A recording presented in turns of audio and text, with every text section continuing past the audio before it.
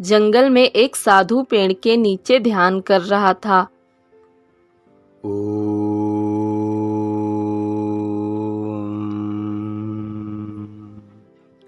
तभी वहां एक लकड़हारा आता है और वह उसी पेड़ की लकड़ी काटने लगता है।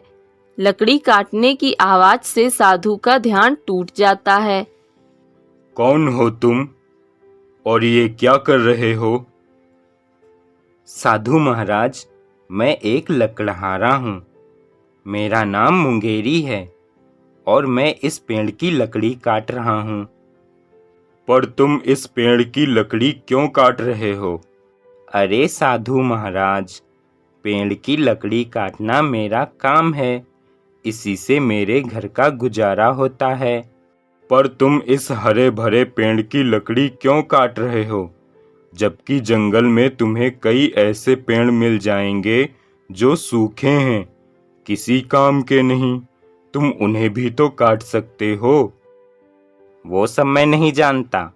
मैं तो इसी पेड़ को काटूंगा और तुम अपना काम करो। तुम्हारे जैसे ढोंगी साधुओं को मैंने बहुत देखा है। देखो वत्स, मेरी बात को समझो। यह एक हरा भरा, छायादार और फलदार वृक्ष है। इसकी छाया में राहगीर विश्राम करते हैं। इस पर पंछी रहते हैं। यह पेड़ सभी को फल देता है। तुम्हारे इस पेड़ को काटने से सोचो कितनों का नुकसान है। इसलिए तुम इस पेड़ को मत काटो। साधु के बार बार समझाने पर भी वह नहीं मानता और पेड़ काटता रहता है, जिससे साधु को क्रोध आ जाता है। अब तुझे समझाना बेकार है। तू एक जिद्दी, मूर्ख और अज्ञानी व्यक्ति है। तूने मेरी सहनशीलता को तोड़ दिया है। मैं तुझे श्राप देता हूँ। आज से तू रात में एक मनुष्य और दिन में एक पेड़ बनकर रहेगा। और यदि कोई तेरे फलों, पत्तों और टहनियों को तोड़ेगा तो तुझे दर्द का अनुभव होगा। साधु इतना कहकर वहां से गायब हो जाता है। शाम को मुंगेरी लकड़ियां लेकर घर आ जाता है। मुंगेरी सारी बात अपनी पत्नी सुलेखा को बताता है। अरे, ये आप क्या कह रहे हैं? मुझे तो डर लग रहा है। अगर उस साधु की बात सच हुई तो क्या आप सुबह होते ही पेड़ बन जाएंगे? अरे सुलेखा, तुम भी ना। मैं ऐसे ढोंगियों की बातों को नहीं मानता। आज के समय में भी भला कहीं ऐसा होता है क्या कि कोई आदमी पेड़ बन जाए? अब सो जाओ, ज्यादा मत सोचो। ऐसा कुछ नहीं होगा। अगली सुबह सुलेखा पूरे घर में देखती है, पर मुंगेरी कहीं दिखाई नहीं देता। तभी सुलेखा घर के बाहर आती है। अरे, ये घर के आंगन में अचानक इतना बड़ा पेड़ कहाँ से आ गया? कितना शानदार पेड़ है।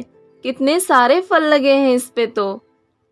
अरे हाँ, कहीं ऐसा तो नहीं साधु का श्राप सच हो गया हो और ये पेड़ बन गए। हाय राम। तभी पेड़ से आवाज आती है। हाँ सुलेखा, ये पेड़ मैं ही हूँ। सुलेखा, साधु का श्राप सच हो गया। मैं पेड़ बन गया। हे भगवान, ये क्या हो गया? अब क्या करें? सुलेखा, साधु के श्राप के अनुसार शाम होते ही मैं वापस इंसान बन जाऊंगा। वरना यदि किसी ने मेरे फल पत्ते तोड़े तो मुझे दर्द होगा। हाँ हाँ, मैं ख्याल रखूंगी। आप परेशान मत होइए। तभी वहां कुछ बच्चे खेलने आ जाते हैं। अरे वो देखो, उस पेड़ पे कितने सारे फल लगे हैं। हाँ हाँ, चलो तोड़ते हैं। एक बच्चा पत्थर उठाता है, पेड़ पर मारता है और पेड़ चीख पड़ता है। आह! तभी वहां सुलेखा आ जाती है। क्या हुआ? आप चिल्लाए क्यों? अरे सुलेखा, देखो उन बच्चों को। वो मेरे फलों को तोड़ने के लिए मुझे पत्थर मार रहे हैं। रोको उन्हें, वरना वो और पत्थर मारेंगे। मुझे दर्द हो रहा है सुलेखा। हाँ हाँ, मैं अभी उन बच्चों को डांट देती हूँ। आंटी, हम चले जाएंगे, पर आपके पेड़ पे इतने अच्छे फल लगे हैं। हमें कुछ फल तोड़ के दे दो, हमें फल खाने हैं। नहीं, बिल्कुल नहीं, एक भी फल नहीं मिलेगा, जाओ यहाँ से। तभी उन बच्चों की माँ आ जाती है। अरे मेरे बच्चों, क्या हुआ, क्यों रो रहे हो? देखो ना माँ, उस पेड़ पे कितने अच्छे फल लगे हैं। मुझे वो फल खाने हैं, पर ये आंटी हमें फल तोड़ने नहीं दे रही। माँ, आप कहो ना आंटी से। अरे बहन, ये बच्चे ही तो हैं, थोड़े फल खा लेंगे तो क्या हो जाएगा। नहीं, मैं इस पेड़ के फल किसी को तोड़ने नहीं दूंगी। ये मेरा पेड़ है, तुम सब जाओ यहाँ से। हे भगवान, कितनी निर्दयी औरत है ये, थोड़े से फलों के लिए इतना गुरूर। अभी तेरी शिकायत गांव के मुखिया जी से करती हूँ जाके। इतना कहकर वह औरत अपने बच्चों को लेकर चली जाती है। अरे सुलेखा, ये तुमने क्या किया? अगर उस औरत ने सच में गांव के मुखिया से शिकायत कर दी तो वो कहीं तुम्हें गांव से बाहर ना निकाल दें। सुलेखा, मेरे कारण तुम परेशान मत हो। मैंने जो गलती की है उसकी सजा तो मुझे भुगतनी ही पड़ेगी। मुझे दर्द होगा, कोई बात नहीं, मैं सह लूंगा। पर तुम गांव के मुखिया से माफी मांग लेना और बच्चों को फल तोड़ने देना। तभी वही औरत मुखिया जी को साथ लेकर आती है। मुखिया जी, यही है वो निर्दयी औरत। तुम्हें अपने पेड़ पर इतना क्यों गुरूर है, जो तुम इन बच्चों को पेड़ के फल भी नहीं तोड़ने दे सकती? मुखिया जी, मेरे पास आपके किसी सवाल का कोई जवाब नहीं। आप मुझे जो सजा देंगे मुझे मंजूर है, पर मैं इस पेड़ से किसी को भी फल तोड़ने नहीं दे सकती। तो ठीक है, तुम्हें ये गांव छोड़कर जाना होगा। तुम जैसी निर्दयी औरत हमारे गांव में नहीं रह सकती। ठीक है मुखिया जी, मैं आज शाम तक गांव छोड़कर चली जाऊंगी। शाम हो जाती है, मुंगेरी वापस इंसान बन जाता है। मुंगेरी और सुलेखा दोनों गांव छोड़कर चले जाते हैं। रास्ते में वह बहुत थक जाते हैं तो एक जगह रुक जाते हैं। सुलेखा, अब और नहीं चला जा रहा। कुछ देर यहीं रुककर आराम कर लेते हैं। ठीक है, रात भी बहुत हो गई है, कुछ देर आराम कर लेते हैं। सुलेखा, तुमने मुखिया जी को मेरे बारे में कुछ क्यों नहीं बताया? शायद फिर वो तुम्हें गांव से बाहर ना निकालते। ये आप कैसी बात कर रहे हैं? आप ही सोचिए भला, इस बात पर कौन यकीन करता कि एक इंसान पेड़ बन सकता है। दोनों बातें करते करते कब सो जाते हैं उन्हें पता ही नहीं चलता। कुछ देर बाद अचानक मुंगेरी की नींद खुलती है। अरे सुलेखा, अरे सुलेखा, जल्दी उठो। क्या हुआ जी? सुलेखा देखो, सवेरा होने वाला है। हे भगवान, अब क्या करें? बातें करते करते कब आंख लग गई पता ही नहीं चला।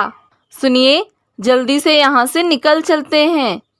नहीं सुलेखा, अब कोई फायदा नहीं। हम जंगल से ज्यादा दूर तक नहीं जा पाएंगे।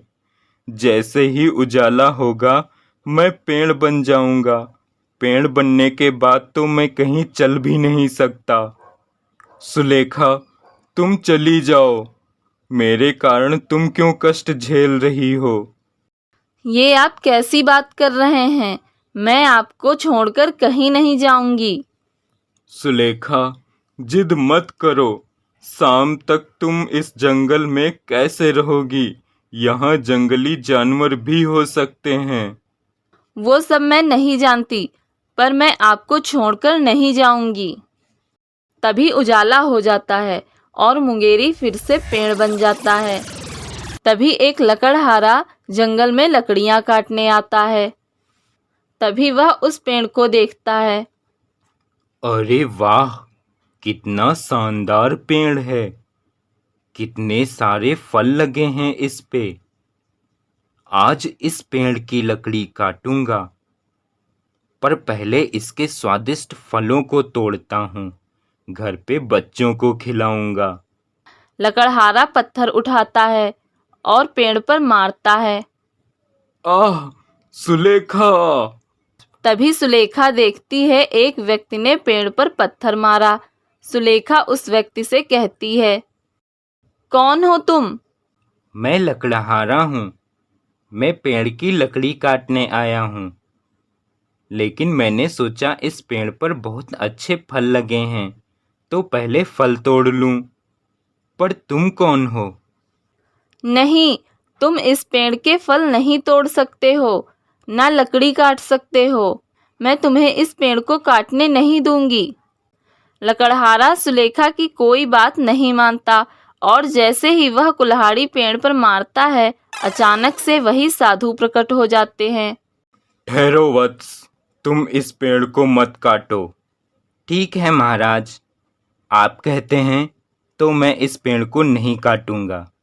इतना कहकर वह लकड़हारा वहां से चला जाता है। महाराज, आप कौन हैं? बेटी, मैं वही साधु हूँ जिसने तुम्हारे पति को पेड़ बनने का श्राप दिया।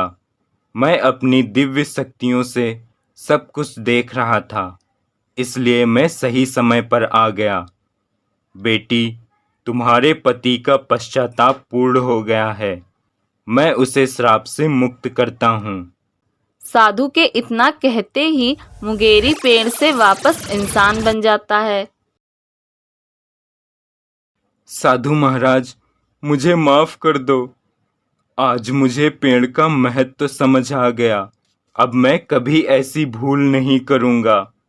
हाँ वत्स, मैंने तुम्हें क्षमा किया और साथ ही मैं प्रसन्न हुआ कि तुम दोनों ने कठिन परिस्थितियों में भी एक दूसरे का साथ नहीं छोड़ा। मैं तुम्हें आशीर्वाद देता हूँ। तुम दोनों सुखी जीवन व्यतीत करो। साधु वहां से गायब हो जाता है। लकड़हारा और उसकी पत्नी दोनों अपने गांव वापस चले जाते हैं। एक गांव में राजू अपनी माँ के साथ रहता था। राजू बहुत ही गरीब था। एक दिन राजू की माँ की तबीयत खराब हो जाती है। राजू के पास अपनी माँ का इलाज कराने के भी पैसे नहीं होते हैं। तभी राजू अपने चाचा के पास कुछ मदद मांगने उनके घर जाता है। चाचा, मेरी माँ की तबीयत बिगड़ गई है और मेरे पास इलाज के पैसे नहीं हैं। चाचा, मेरी मदद करो। मुझे कुछ पैसे दे दो माँ के इलाज के लिए। मैं कुछ दिनों में आपको पैसे लौटा दूंगा। अच्छा, पैसे दे दूं तुमको, पर तुम पैसे लौटाओगे कैसे? कोई काम धंधा तो है नहीं तुम्हारे पास, बस दिन भर लोगों की मदद किया करते हो। अब जाओ, उन्हीं लोगों से मांगो जाके पैसे। मेरे पास पैसे वैसे नहीं हैं। राजू निराश होकर वहां से घर की ओर जाता है। तभी रास्ते में उसे एक बूढ़ा व्यक्ति दिखाई देता है जो कि दर्द से कराह रहा होता है। राजू उसके पास जाता है। बाबा, आप कौन हैं? क्या हुआ आपको? मैं कुछ मदद करूं आपकी?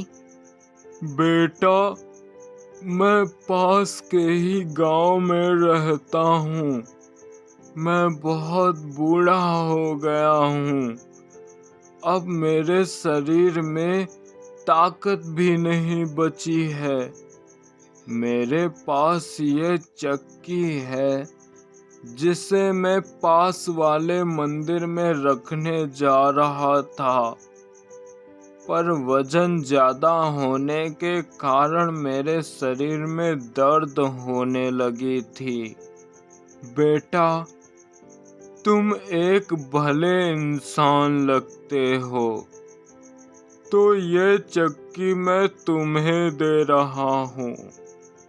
इसकी देखभाल करना बेटा। ये कोई साधारण चक्की नहीं है, ये एक जादुई चक्की है।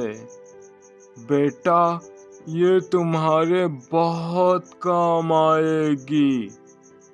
मैं तो अब बूढ़ा हो चुका हूँ, मेरे पास अब इसका क्या काम।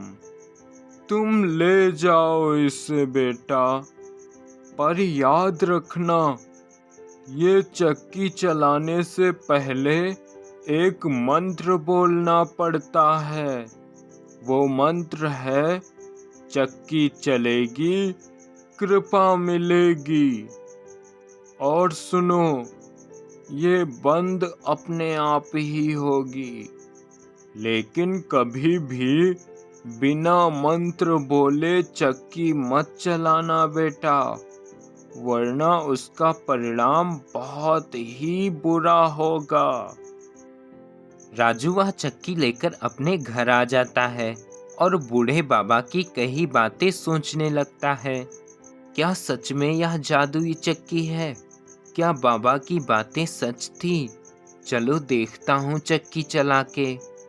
राजू वही मंत्र बोलता है, चक्की चलेगी कृपा मिलेगी, चक्की चलेगी कृपा मिलेगी, चक्की चलेगी कृपा मिलेगी। तभी चक्की चलती है और उसमें से एक हीरा निकलता है। राजू यह देखकर बहुत खुश हो जाता है। राजू को हीरे के बदले काफी पैसे मिल जाते हैं। राजू अपनी माँ का इलाज भी करवा लेता है। अब राजू रोज वही मंत्र बोलता और उसकी चक्की से रोज उसे एक हीरा मिल जाता। राजू बहुत धनवान हो जाता है और वह गांव के गरीब लोगों की मदद भी किया करता है। राजू के धनवान होने की खबर उसके चाचा को लग जाती है। अच्छा, तो ये भिखारी राजू अब धनवान हो गया है और गरीबों की मदद करता है। ये राजू की खबर तो लेनी ही पड़ेगी अब। अगले दिन वह चुपके से राजू के घर जाता है और वह चक्की से हीरा निकलते देख लेता है। अच्छा, तो ये चक्की है जो हीरा देती है, तभी राजू इतना धनवान हो गया है। अब तो यह चक्की किसी तरह से मुझे हासिल करनी ही होगी, क्योंकि मैं बनूंगा सबसे बड़ा धनवान व्यक्ति और मेरे आगे पीछे नौकर ही नौकर होंगे। उसी रात चुपके से वह राजू के घर जाता है और चक्की चुरा के अपने घर ले आता है और जल्दी से बिना मंत्र बोले ही चक्की चला देता है। तभी उस चक्की से एक जहरीला सांप निकलता है और वह उसे काट लेता है।